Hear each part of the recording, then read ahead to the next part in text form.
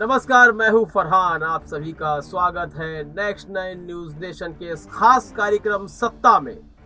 इस कार्यक्रम के माध्यम से हम मौजूदा में चल रहे सियासी मुद्दों की चर्चा करते हैं, उसका विश्लेषण करते हैं। आने वाले समय में सियासी गलियारों में आखिर कौन से मुद्दे गूंजेंगे, किन मुद्दों पर चर्चाएं होंगी, ऐसे कौन से चेहरे होंगे जो सरकार पलटने का, सरकार को सत्ता से गिराने की ताकत रखते हैं। ऐसी कौन सी पार्टियां हैं जो उच्च स्तर पर रही लेकिन आज जमीन पर गिर चुकी हैं। ऐसे कौन से गठबंधन हैं, यदि वह वाकई में एक अच्छी तरह अपने गठबंधन को लेकर चुनाव लड़ जाएं तो बड़ी से बड़ी सत्ता को गिरा सकते हैं। लेकिन आखिर उन गठबंधनों के बीच में उस तरह की समन्वय की भावना क्यों नहीं दिख रही है जिसके सहारे बड़े से बड़ा चुनाव जीता जाता है। आखिर ऐसी कौन सी महत्वाकांक्षाएं हैं जो सत्ता से बड़ी हैं। यह तमाम सवाल भारतीय राजनीति में उठते रहते हैं और हम इनको बिल्कुल भी अनदेखा नहीं करते, बल्कि इनको उठाकर आपके सामने परोसने की पूरी कोशिश करते हैं। और हम चाहते हैं कि जो चुनावों से संबंधित, राजनीति से संबंधित जितनी भी ऐसी घटनाएं हैं जो वाकई में भारतीय राजनीति को पलट सकती हैं, वह हम आपके सामने जरूर लाएं। इसलिए मौजूदा समय में आज जो मुद्दा है हमारा वह यह है कि 2024 के लोकसभा चुनावों में क्या भारतीय जनता पार्टी जीतेगी। यदि उसका जीतना तय है तो क्या किसी प्रकार का नुकसान होगा जीतते हुए भी, या फिर एक प्रचंड बहुमत से, जैसे हर बार सीटों में इजाफा होता है वैसे इस बार भी इजाफा होगा। क्या अखिलेश यादव और शिवपाल यादव एक साथ नजर आएंगे, या उनके बीच की जो खाई है वह और भी गहरी होती जाएगी। ओपी राजभर जो कि लगातार अखिलेश यादव के साथ रहे, लेकिन चुनाव हारने के बाद दोनों की नजदीकियां दूरियों में तब्दील होने लगी। क्या इतने मुद्दों के बाद भी, क्या इतने तलखियों के बाद भारतीय जनता पार्टी के खिलाफ यह पार्टियां टिकी रह सकती हैं? क्या 2 मिनट भी खड़ी रह सकती हैं? बिल्कुल नहीं। आखिर क्या चल रहा है इस गठबंधन के बीच में, आखिर क्या चल रहा है विपक्षी दलों के बीच में, आइए हम जानने की कोशिश करते हैं। 2024 में भाजपा की होगी प्रचंड जीत। 2014 के बाद से लगातार जितने भी चुनाव हो रहे हैं वहां भारतीय जनता पार्टी प्रचंड जीत हासिल कर रही है। जीत का कारण केवल उसकी मजबूती ही नहीं बल्कि विपक्षी दलों की कमजोरी भी है। विपक्षी दल दिन प्रतिदिन कमजोर होते जा रहे हैं। अपने सहयोगी दलों से तलखियां हो जाना भी भारतीय जनता पार्टी को फायदा पहुंचा रही है। चाहे आप पंजाब की बात करें, चाहे राजस्थान की बात करें, या अन्य किसी राज्य की बात करें, वहां पर सत्ताधारी दल के बीच ही और अंदर फूट पड़ती जा रही है, जिसका फायदा भारतीय जनता पार्टी आसानी से उठा रही है। पंजाब में भले ही भारतीय जनता पार्टी फायदा नहीं उठा पाई, लेकिन उसकी निगाहें राजस्थान में जरूर हैं। लेकिन आने वाले आम चुनावों में, 2024 के लोकसभा चुनावों में क्या भारतीय जनता पार्टी प्रचंड जीत हासिल कर पाएगी? यह मुद्दा लगातार सियासी गलियारों में गूंज रहा है। ऐसा तो नहीं कहा जा रहा कि भारतीय जनता पार्टी हार जाएगी, लेकिन जीत का अंतर कितना बड़ा होगा? क्या पहले से भी ज्यादा, या फिर उत्तर प्रदेश के चुनावों की तरह कुछ सीटों में भारतीय जनता पार्टी को मात खानी पड़ेगी? यह तो पता चलेगा 2024 के चुनावों में। लेकिन मौजूदा समय में विपक्षी दलों के बीच में जिस तरह की खिचड़ी पक रही है, विपक्षी दलों के खुद अंदर ही कलह मचनी शुरू हो गई है। गठबंधन दल टूटते नजर आ रहे हैं। वह कहीं ना कहीं इस बात को चीख चीख कर कह रहे हैं कि 2024 में भारतीय जनता पार्टी प्रचंड जीत हासिल करेगी।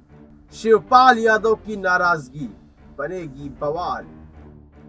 आप सभी ने देखा किस तरह मौजूदा उत्तर प्रदेश के विधानसभा चुनावों में ओपी राजभर हो या फिर शिवपाल यादव हो, इन सब ने एक साथ मिलकर भारतीय जनता पार्टी को हराने की कोशिश की। हरा तो नहीं पाए, लेकिन हार और जीत का अंतर जरूर कम कर दिया। लेकिन मौजूदा समय में शिवपाल यादव अखिलेश यादव से नाराज नजर आ रहे हैं। जैसे ही विधानसभा चुनावों में हार होती है, वैसे ही शिवपाल यादव और अखिलेश यादव के बीच तल्खियां आरंभ हो जाती हैं। ये तल्खियां इतनी विस्तृत हो गई कि अब शिवपाल यादव खुद मीडिया के सामने ही अखिलेश यादव पर निशाना साधने लगे।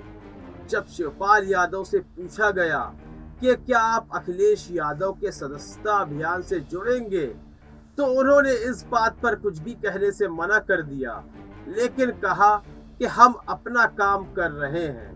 यानी कि इससे साफ हो जाता है कि आने वाले लोकसभा चुनावों में शिवपाल यादव अखिलेश यादव से अलग होकर ही चुनाव लड़ेंगे।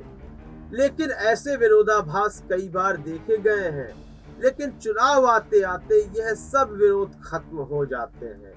तो क्या शिवपाल यादव का भी यह विरोध खत्म होगा? यदि वह एक साथ आ जाते हैं तो क्या भारतीय जनता पार्टी को हराने में सफलता हासिल कर पाएंगे? यदि हाँ, तो मौजूदा चुनाव में ऐसा क्यों नहीं कर पाए? आखिर क्या कमी रह गई? ओपी राजभर को भी कर दिया नाराज।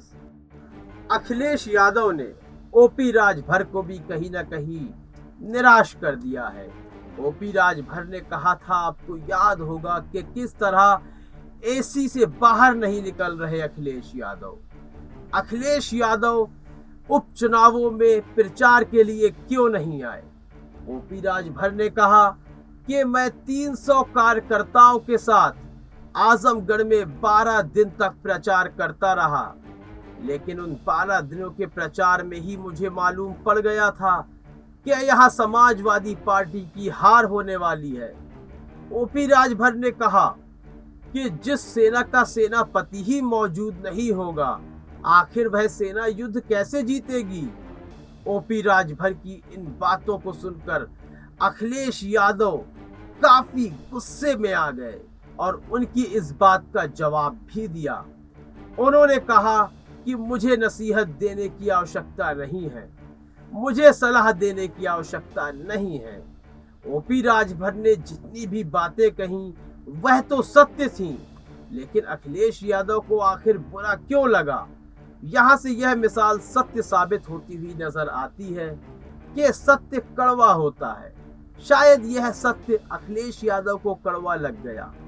शायद वह आजमगढ़ और रामपुर की हार को पचा नहीं पा रहे हैं। वह उसका दोष अपनी कार्यकारिणी पर लगाते हुए नजर आ रहे हैं, लेकिन अपने ऊपर किसी प्रकार का भी दोष नहीं मढ़ रहे हैं। आजम खान की वापसी होगी घातक साबित। जिस तरह समाजवादी पार्टी में आजम खान की वापसी हुई है, वह कहीं ना कहीं घातक साबित होगी। मौजूदा समय में आपने देखा कि आजम खान की वापसी के बाद अखिलेश यादव ने लगातार उन्हें ही कमान सौंपने का कार्य किया, चाहे वह कपिल सिब्बल को टिकट देना हो या फिर रामपुर का टिकट का बंटवारा हो। कम से कम 3 से 4 टिकट आजम खान के कहने पर बांटे गए, लेकिन यह बातें किसी से छुपी हुई नहीं है। यादव समाज हो या कोई भी हिंदू समाज हो, वह हिंदुत्व की राजनीति को महत्व दे रहा है।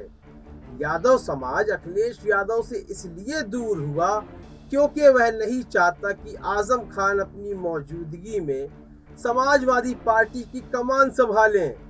भले ही एक कार्यकर्ता या नेता की तरह कार्य करें, लेकिन शीर्ष स्तर पर कार्य ना करें, जिसका खामियाजा उपचुनावों में अखिलेश यादव को भुगतना पड़ा।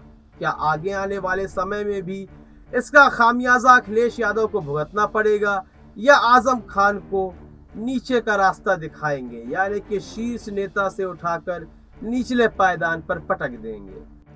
मायावती को पक्ष में लाना जरूरी। आप सभी को याद होगा जब दिनेश लाल यादव निरहुआ को आजमगढ़ में अखिलेश यादव ने हराया। उस चुनाव और इस चुनाव में क्या फर्क था, बहुत बड़ा अंतर था। जब अखिलेश यादव वहां से चुनाव लड़ रहे थे तब मायावती समाजवादी के पार्टी के साथ गठबंधन में थीं। लेकिन मौजूदा समय में जो उपचुनाव हुए उस दौरान मायावती ने अपने प्रत्याशी गुड्डू जमाली को उतारा, जिसके कारण मुस्लिम वोट बैंक भारी मात्रा में काटे गए। गुड्डू जमाली को करीब 2.5 लाख से भी ज्यादा वोट प्राप्त हुए, जिसकी वजह से दिनेश लाल यादव निरहुआ की जीत हुई और धर्मेंद्र यादव को हार का सामना करना पड़ा। अखिलेश यादव को आने वाले चुनावों में, चाहे वह 2024 के लोकसभा चुनाव हो या फिर अन्य चुनाव हो, मायावती के साथ समन्वय स्थापित करना होगा। आप सभी ने देखा कि समाजवादी पार्टी के हार के क्या कारण रहे।